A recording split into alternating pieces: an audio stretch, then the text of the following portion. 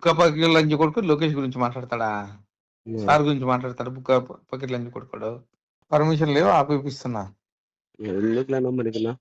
బానే మధ్యంగా వాడు జూనియర్ గానే ఆపిపిస్తున్నా ఇప్పుడు. మీరేనా ఎందుకు గాని మనకి? నాకే నాకు అవసరమే కదా. అవసరమే కానీ మనకి లోకేష్ ఎట్లా పెట్టుకుంటాడు లంచ కొడుకోడు?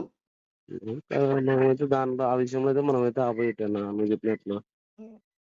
గుద్ద మూసుకుంటావు పూక నువ్వు. ఎట్లా ఎట్లేపిస్తావు నువ్వు కార్ది? నేనెవరు చేయించాకనా స్టేరోయిడ్ వేస్తున్నారు సినిమాది. సరే ఏపీ ఇప్పుడు పర్మిషన్ లేదు కదా. నేను కాదన్నా స్టేరోయిడ్ సినిమా వేస్తున్నారు నాకు. పర్మిషన్ లేదు కదా, ఎట్లేపిస్తావు నువ్వు? నేనెవరు వేయించాక నాకు సంబంధం లేదు. సరే బుక్ చేపిస్తా చూడి. కానా మామూలుగా నేను సినిమాకి పోయేవాడినా? ఆడదు సినిమా ఆడదు. సినిమా ఆడదు. నేనెవరు వేయించాకి? సినిమా ఆడదు ఇప్పుడు. ఓకేనా?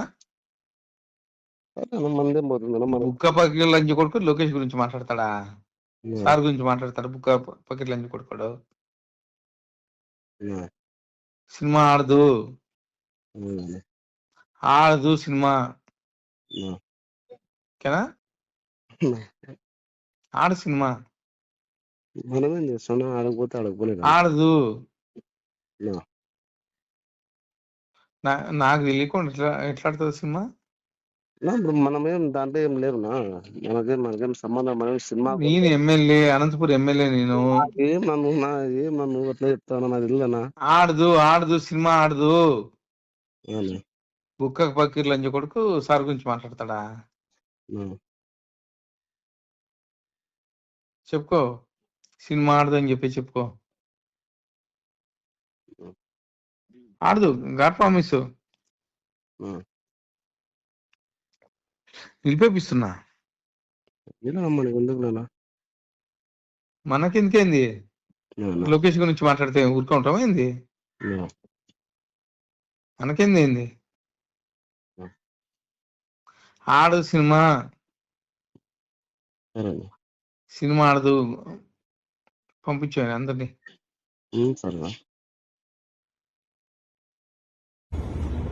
అందరికీ నమస్కారం.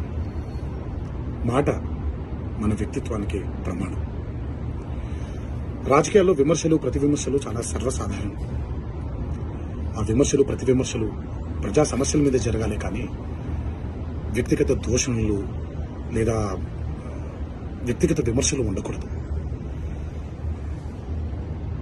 నిన్న అసెంబ్లీలో జరిగినటువంటి ఒక సంఘటన నా మనసును కలిచివేసింది. ఎప్పుడైతే మనం ప్రజా సమస్యల్ని పక్కన పెట్టి వ్యక్తిగత దూషణలకి దిగుతున్నామో, ముఖ్యంగా మన ఆడపడుచుల గురించి పురుష పదజాలంతో మాట్లాడుతున్నామో, అది ఒక అరాచక పరిపాలనకు నాంది పలుకుతుంది. అది తప్పు. స్త్రీ జాతిని గౌరవించడం అనేది, ఆడవాళ్ళని ఆడపడుచుల్ని గౌరవించడం అనేది మన సంస్కృతి. మన నవనాడుల్లో, మన జవజీవాల్లో, మన రక్తంలో ఇమిడిపోయినటువంటి ఒక సాంప్రదాయం.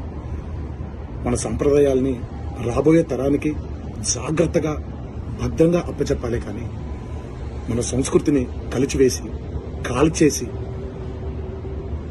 రాబోయే తరానికి ఒక బంగారు బాట వేస్తున్నాం అనుకుంటుంటే అది మన తప్పు. అది మనం చేసే చాలా పెద్ద తప్పు.